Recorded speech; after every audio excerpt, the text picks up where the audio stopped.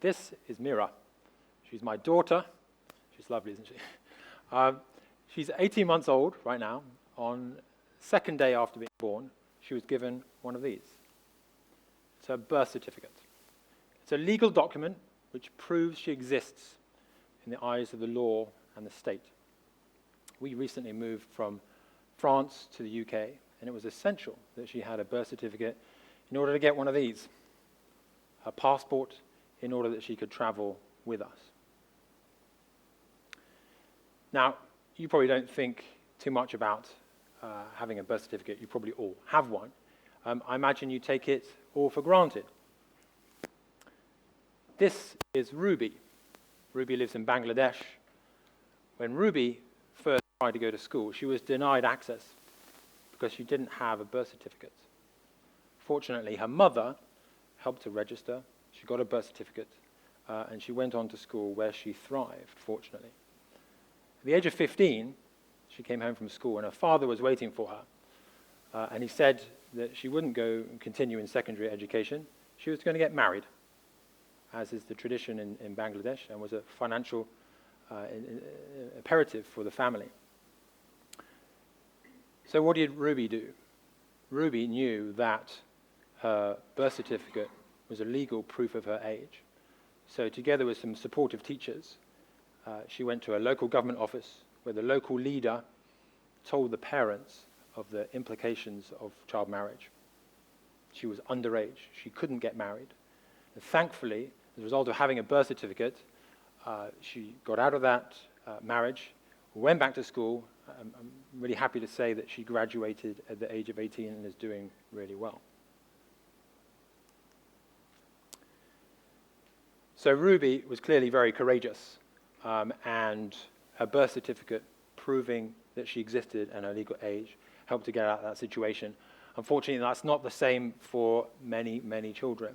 In fact, 290 million children around the world under the age of 5 do not have a birth certificate. That's 45% of children under the age of 5 around the world. Without a birth certificate, it means that these children do not have access to basic services like health and education. Without a birth certificate, it means that these children do not exist in the eyes of the law and the state and are therefore invisible to their state. They are therefore vulnerable to all forms of abuse and neglect, like child marriage, like Ruby, or child labor.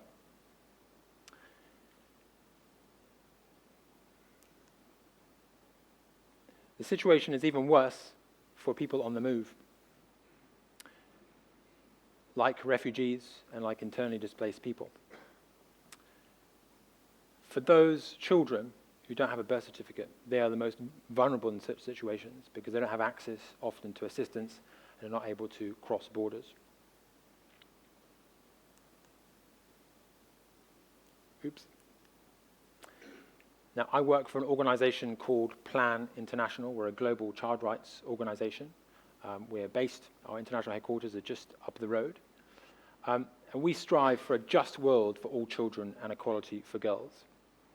And we have a dream of universal birth registration. Universal birth registration, as the name implies, is that every boy and every girl around the world has access to a birth certificate so they can prove who they are and prove their legal age. At Plan International, we believe that we should count every child because every child counts. So what's the situation like on the ground?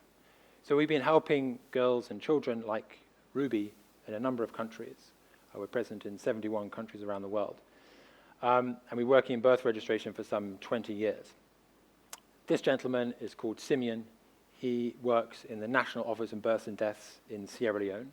And I met him back in 2013 in Freetown. And I've been showing this picture ever since. I wonder what you see in this picture.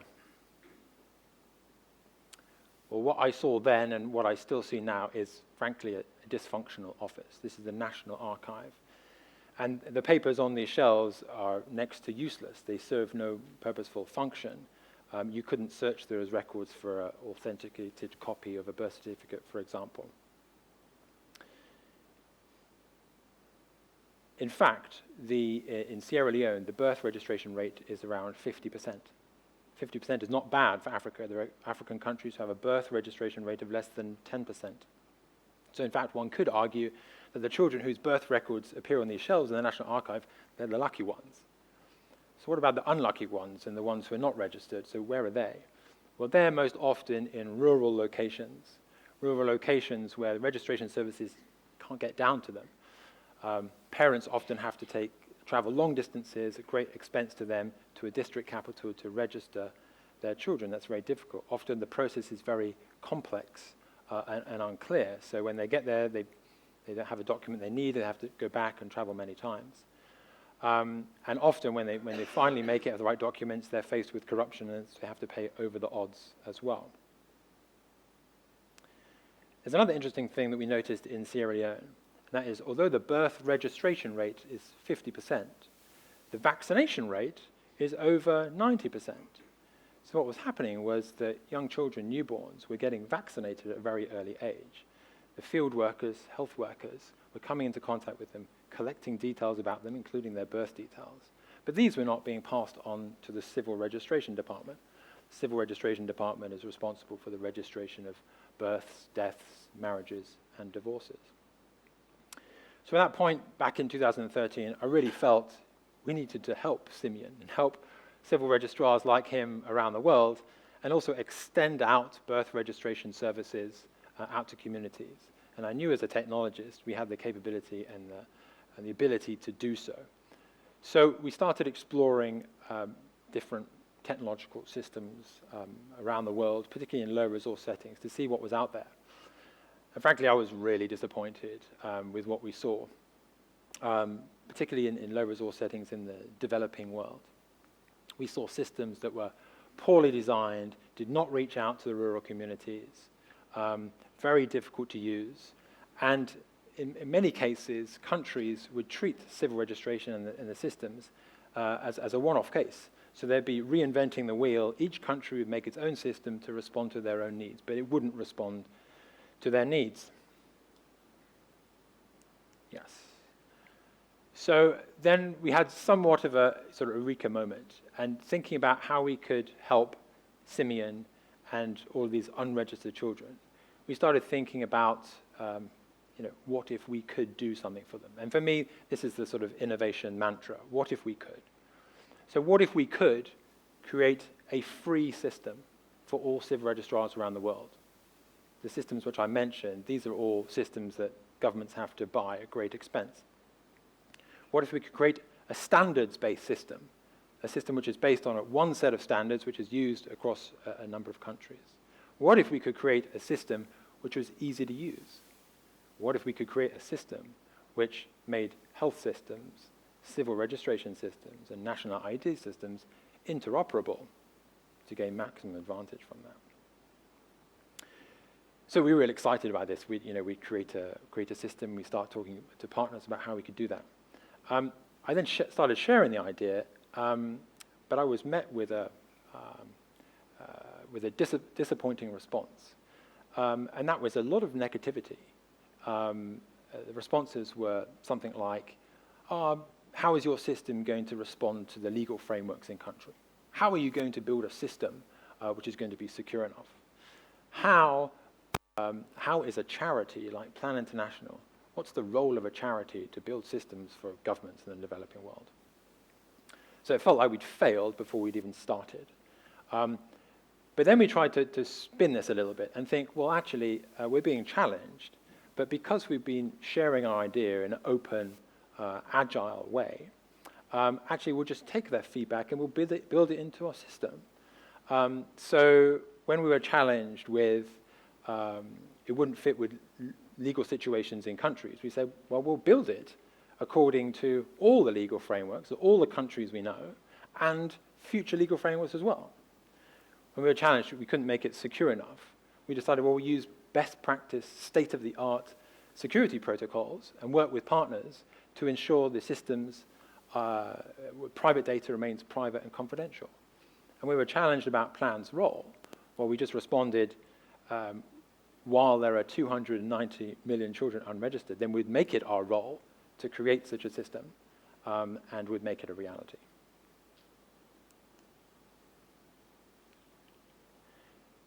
So we had a plan. We would create open CRVS.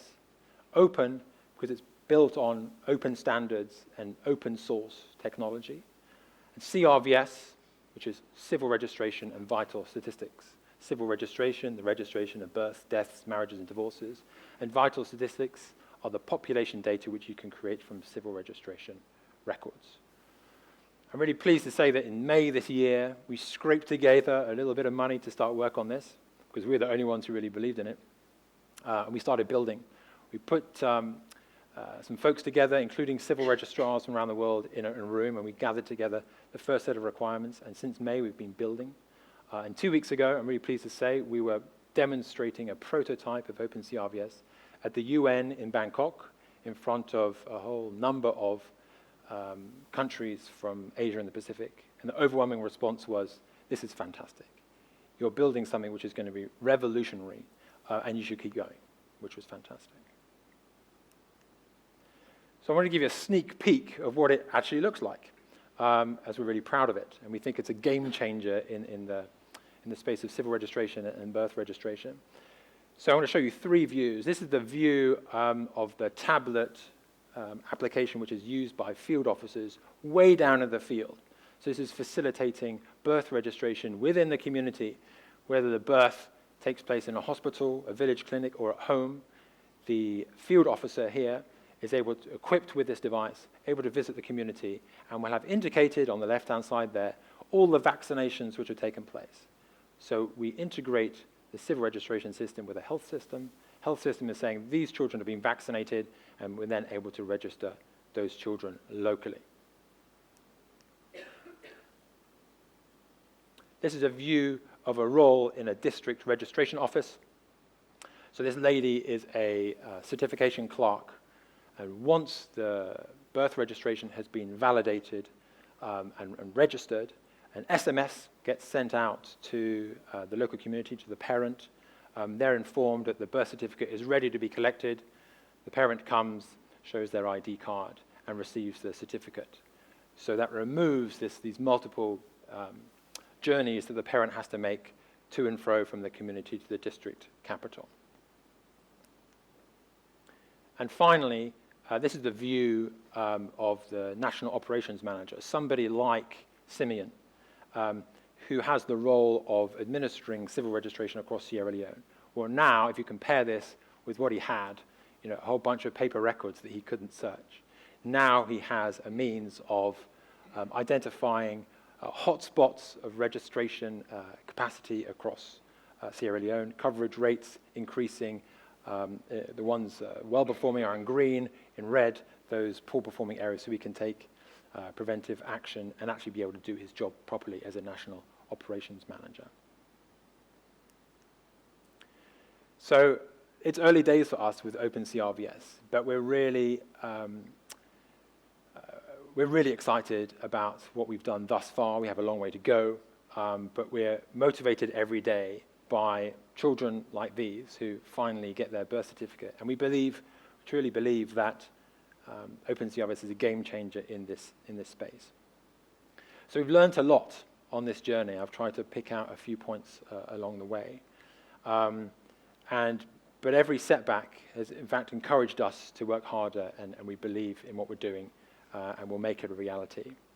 Maybe just 3 points which I would share with budding innovators out there. First is to not accept business as usual, and certainly that was a challenge we came up with many times. Secondly, to challenge orthodoxies. Now, an orthodoxy is when you hear someone saying, but it's always been done like this. It's a key moment when you should think you're probably on the right path to actually change and do something new and different. And thirdly, what I would say is if you have a vision, and we had a vision for OpenCRVS, if you have a vision, particularly one which has the potential to change the lives of millions of children, then, as the marketing director of Nike once famously said, just do it. Thank you.